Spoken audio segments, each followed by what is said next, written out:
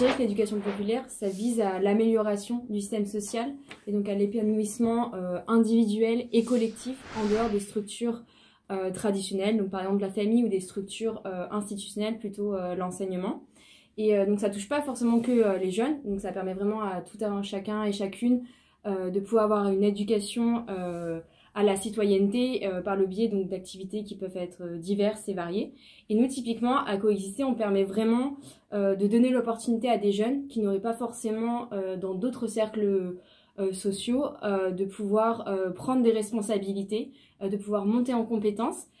et donc vraiment de pouvoir s'emparer localement ou alors à l'échelle nationale de la vie de l'association, que ce soit par porter des projets, être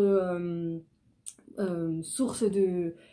d'idées, force de proposition, prendre des responsabilités. Et donc vraiment à Coexister, pour ça, on offre un cadre qui permet vraiment de devenir donc, des acteurs, des actrices de la société pour être donc, des citoyens et des citoyennes à part entière. Oui, et d'ailleurs avec Alix, on en a un bon exemple parce qu'on est arrivé dans l'asso à 19 ans et on était au niveau local et maintenant on est respectivement vice-présidente de l'asso et directrice du plaidoyer. Donc le premier exemple, nous, c'est le conseil d'administration qui est vraiment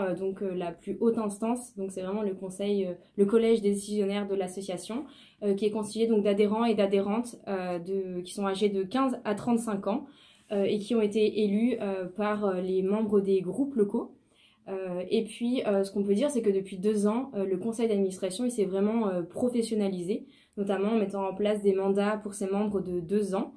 Qui permet d'être sollicité sur du plus long terme et de pouvoir maîtriser les sujets, les enjeux de l'association et donc d'être plus de force de proposition et pleinement engagé en fait dans les réflexions qui sont menées lors des réunions au conseil d'administration.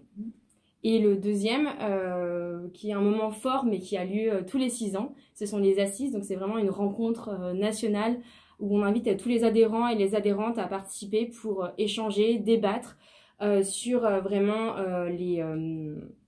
l'évolution et sur les orientations à prendre pour l'association pour les 6 ans à venir. Et donc c'est vraiment un moment fort, je pense, de démocratie où chacun et chacune à sa place peut porter sa voix, donner une vision de ce qu'il voudrait être pour les orientations futures pour coexister, je pense.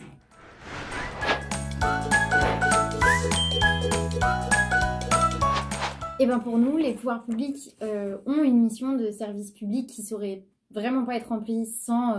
l'intervention des organisations d'éducation populaire. Et à ce titre-là, on pense qu'il y a une coopération qui est complètement nécessaire entre les pouvoirs publics et les organisations d'éducation populaire parce que les pouvoirs publics ont besoin de l'expertise des organisations d'éduc-pop. Elles ont besoin de comprendre ce qui se passe sur le terrain, elles ont besoin de prendre la température, de savoir comment vraiment mettre en place les politiques publiques que les pouvoirs publics vont devoir mener. Et nous, parallèlement, on a besoin d'eux aussi pour nous soutenir et pour avancer, pour faire en sorte de déployer nos actions sur le terrain. Donc en fait, nos actions ne peuvent pas se faire sans eux et leurs politiques publiques ne pourront pas se faire sans nous. Donc finalement, la coopération, elle est complètement obligatoire et elle est nécessaire. Et c'est aussi ce qui fait qu'aujourd'hui, ça marche et qu'on arrive à remplir ces missions-là et qu'on arrive à accompagner le plus de citoyens et de citoyennes possible sur des sujets hyper variés qui touchent tout le spectre des besoins sociétaux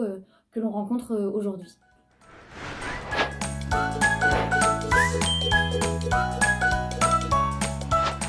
La compétence partagée de l'éducation populaire, c'est justement cette coopération entre les organisations de l'éduc-pop et les pouvoirs publics. Et pour nous, très certainement qu'il faudrait qu'il y ait encore plus de coopération et que finalement, cet exercice de la compétence partagée, il faudrait qu'il soit renforcé. Aujourd'hui, il y a des organes qui permettent cette coopération. Je pense au Conseil d'orientation des politiques de jeunesse, le COJ, dans lequel le CNAGEP est aussi et dans lequel on intervient régulièrement pour porter la voix du terrain au niveau